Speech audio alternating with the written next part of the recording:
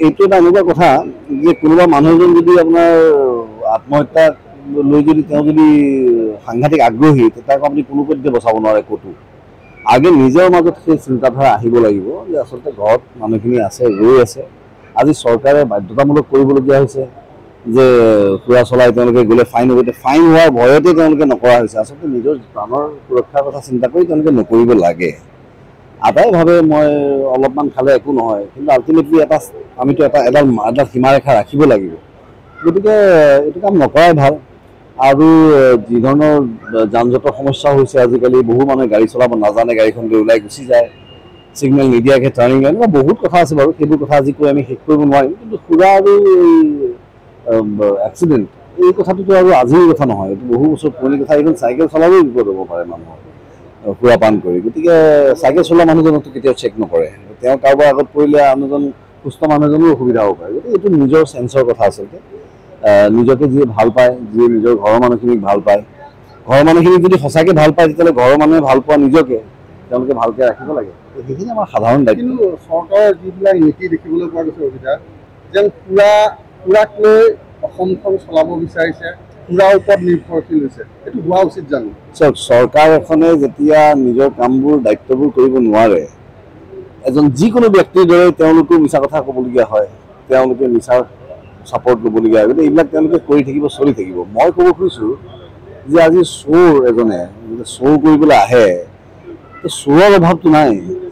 আজি কাৰোবাৰ ঘৰত অভাৱ হ'ব, অভাৱে চোৰ সৃষ্টি কৰে, চোৰ বহুত হ'ব, কিন্তু গৰাকী সজাগ হোৱা প্ৰয়োজন। গৰাকী সজাগ হ'ব লাগিব। তেওঁলোকে যাওঁতে যদি আটাইবোৰে থিয়েটাৰ চাবলৈ যায়, আমাৰ থিয়েটাৰ চাবলৈ যায়, বহুত জেগাত চোৰ হয়। বহুতে কি কৰে, বুদ্ধি কৰি ঘৰৰ বাকীকেইজন পৰিয়ালক পঠিয়াই দিয়ে বোলে আজি প্ৰথম নিশা নাটক মই নাচাওঁ, তহঁতি যা, কাইলৈ কোনোবা এজন ৰবি মই যাম। গতিকে সিমানখিনি সজাগতা যদি অৱলম্বন কৰে তেতিয়া চৰকাৰেও আমাক ঠগিব নোৱাৰে, কোনেও আমাক ঠগিব নোৱাৰে। লগতে শিক্ষা দীক্ষাৰ কথা আছে, আইনখন জানিব লাগে, সংবিধানখনৰ কথা জানিব লাগে। এইখিনি পঢ়া শুনাৰ ক্ষেত্ৰত যদি মাক বাপেকে নিজকে ল'ৰা ছোৱালীখিনিক সজাগ কৰি তোলে, তেওঁলোকে শিক্ষিত কৰি তোলে, তেতিয়াহ'লে কোনেও আমাক ঠগ প্ৰবঞ্চনা কৰিব নোৱাৰে আমাৰ লগত। আৰু আটাইতকৈ ডাঙৰ কথা, আমি আটাই এটা কথা বুজিব লাগে যে আমাৰখন গণতন্ত্ৰ দেশ। গণতান্ত্ৰিক অধিকাৰ যদি সাব্যস্ত কৰিব আমি জানো, আমি সুন্দৰকৈ যদি এই শক্তিটো ব্যৱহাৰ কৰিব জানো, তেতিয়াহ'লে 5 বছৰ সময় দিয়া হয় সংবিধানখনত এটা পাৰ্টিক, যে তেওঁলোকে যদি ভাল কাম নকৰে আমি গুচাব পাৰোঁ, আকৌ নতুনকৈ এজনক লগাব পাৰোঁ কামত। সেইখিনি অৱলম্বন কৰক। কেৱল সৰু সুৰা এটা দুটা ঠিকা থকনিৰ লোভত যেন তেওঁলোকে দেশখন বিক্ৰী নকৰে। অলপ ধেমেলীয়াকৈ কথাবোৰ ক'লে মানুহে অলপ ইণ্টাৰেষ্ট লয়, এই আগ্ৰহটো ৰাখি থ'বলৈ মানে কিছুমান ধেমেলী কথা ক'বলগীয়া হয়, কিন্তু কথাবোৰ সঁচা। যে মই এতিয়া নন টেকনিকেল মানুহ, গাড়ীৰ বিষয়ে মই বৰ বিশেষ নাজানো, মই কেৱল গাড়ী এখন চলাওঁ। মোৰ জীৱনত গাড়ীখনৰ প্ৰয়োজনীয়তা ইমানখিনি যে মই গাত বৰষুণ ৰ'দ নপৰাকৈ এঠাইৰ পৰা এঠাইলৈ যাওঁ।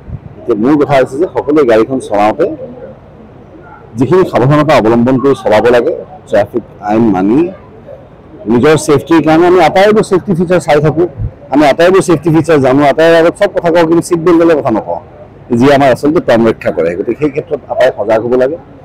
তেতিয়া গাড়ী আজি যিটো চেল হৈছে, এই চেলটোত আমি সমানে আমি ফূৰ্তি কৰিব পাৰিম যদি আটাইবোৰ যিয়ে গাড়ীবোৰ লয় তেওঁলোক যাতে কুশলে থাকে, সুৰক্ষিত হৈ থাকে।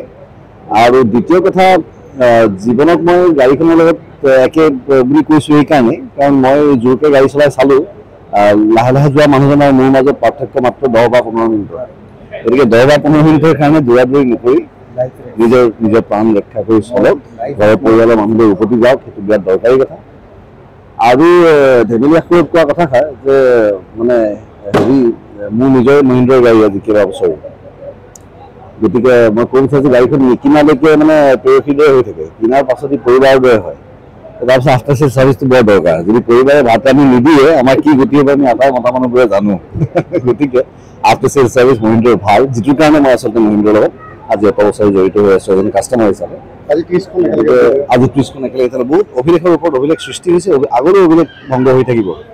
কিন্তু কথা হৈছে যে যিসকল লোকে গাড়ী এখন কিনিবলৈ আহে তেওঁলোকৰ জমা পইচাকেইটাৰে, যাৰ কাৰণে এইটো ছেকশ্যনৰ গাড়ী এখন অতি প্ৰয়োজনীয়, তেওঁলোকে যেন জীৱনটো উপভোগ কৰিব পাৰে। তাৰ কাৰণে মই কৈছিলোঁ যে ট্ৰেফিক জামত ফচাৰ লগে লগে আমি হৈ হুলস্থুল আৰম্ভ কৰোঁ, এই আকৌ জাম লাগিল, অমুক তমুক, গালি, প্ৰেছাৰ হাই, ষ্ট্ৰেছ হাই। তাতকৈ নিজৰ প্ৰিয় গাড়ীখনত বহি আছে, এতিয়া এচিটো এনজয় কৰক, গান এটা লগাই লওক, অলপ সময় বহক, ধীৰে সুস্থিৰে আগবাঢ়ক, জীৱনটো তেনেকুৱা।